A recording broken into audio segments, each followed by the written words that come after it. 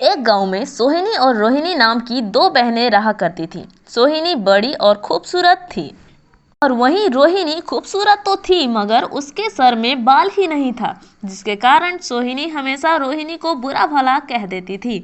रोहिणी और सोहिनी के उम्र के बच्चे भी रोहिणी का बाल ना होने के वजह से उस पे हंसा करते थे। बेटी रोहिणी को परेशान देख रोहिणी और सोहिनी की माँ कमलावती भी बहुत दुखी रहती थी। एक दिन की बात है, कमलावती सोहिनी को रोहिणी को भी साथ स्कूल ले जाने को बोलती है, मगर वहीं सोहिनी रोहिणी को स्कूल ले जाने से इनकार कर देती है। फिर मजबूरन सोहिनी को रोहिणी को लेकर स्कूल जाना ही पड़ता है। तभी रास्ते में सोहिनी रोहिणी को बोलती है, स्कूल जाने पर किसी को भी मत बोलना कि तू मेरी बहन है, नहीं तो सब मेरे पे हंसेंगे, ठीक है? कहकर सोहिनी रोहिणी को स्कूल ले जाती है। दोनों जब स्कूल पहुंचे तो रोहिणी का सबने टकला होने पे मजाक उड़ाया, मगर उधर सोहिनी ने रोहिणी को अपनी बहन मानने से साफ इनकार कर दिया।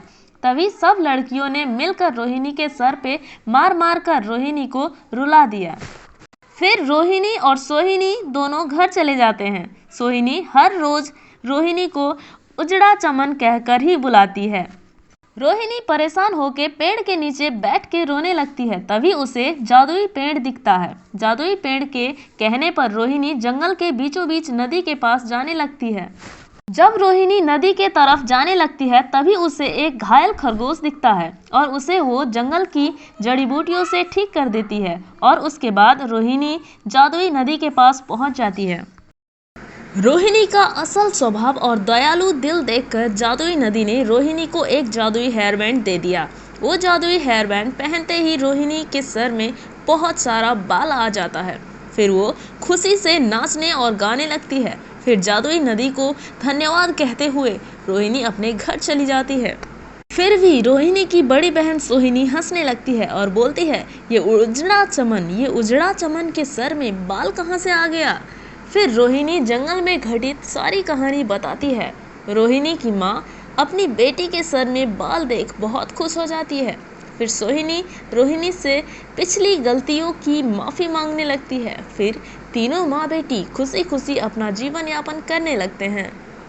टकली माँ और टकली बेटी। रतनपुर नाम के एक गांव में कमला अपनी बेटी गुंजन के साथ एक घर में रहा करती थी। कमला और उसकी बेटी गुंजन पैदाइशी टकले थे, जिसके कारण कमला की सास हमेशा कमला और गुंजन को खरी खोटी सुनाया करती थी। वहीं दूसरी तरफ कमला की देवरानी की बेटी स्वीटी बहुत ही ज़्यादा खूबसूरत होती है और अपने लंबे घने बाल के कारण स्वीटी अपनी बड़ी माँ कमला और बहन गुंजन को हमेशा नीचा दिखाया करती है।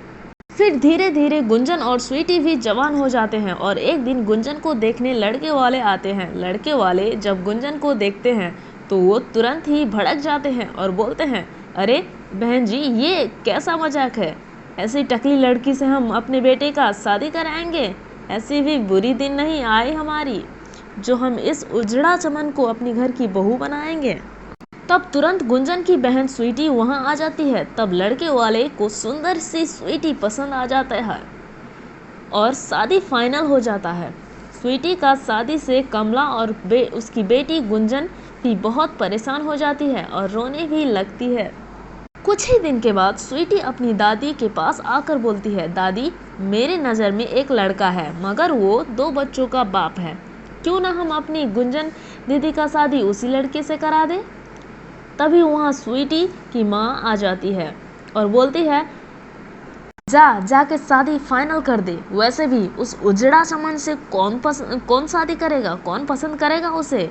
इसलिए 2 बच्चों का बाप ही उसके लिए सही है। मगर वही कमला उस लड़के से अपनी बेटी का शादी कराने पे हैरत जनाती है और दोनों माँ बेटी घर से भाग जाने का विचार करते हैं। दोनों माँ बेटी घर से भाग जाती हैं। उधर कमला की देवरानी और सास उन दोनों को ढूंढने ही लगते हैं, मगर उन दोनों का कहीं कोई पता नहीं चलता। और वहीं द्वार में बारात खड़ा होता है। कमला और गुंजन शहर पहुंच जाते हैं। अब दोनों माँ बेटी शहर में एज अ फेमस मॉडल काम करने लगते हैं। फिर उन लोगों का फोटोज मैगजीन्स में छपने लगता है। फिर धीरे धीरे वो लोग बहुत ज़्यादा अमीर बन जाते हैं और अब तो वो लोग बड़ी बड़ी गाड़ियों में भी घूमने लगते हैं। अब उन्हें अपने टकलेपन से कोई फ़र्क नहीं पड़ता और दोनों माँ बेटी खुशी खुशी शहर में ही रहने लगते हैं और बहुत ही अच्छा लाइफस्टाइल जीने लगते हैं। तो दोस्तों, आपको हमारी ये कहानी कैसी लगी प्लीज़ हमें कमेंट के ज़रिए ज़रूर बताएं। वीडियो को लाइक और चैनल को सब्सक्राइब करना ना भूलें। फिर मिलते हैं ऐसे ही इंटरेस्टिंग वीडियोज़ के साथ। तब तक के लिए गुड बाय।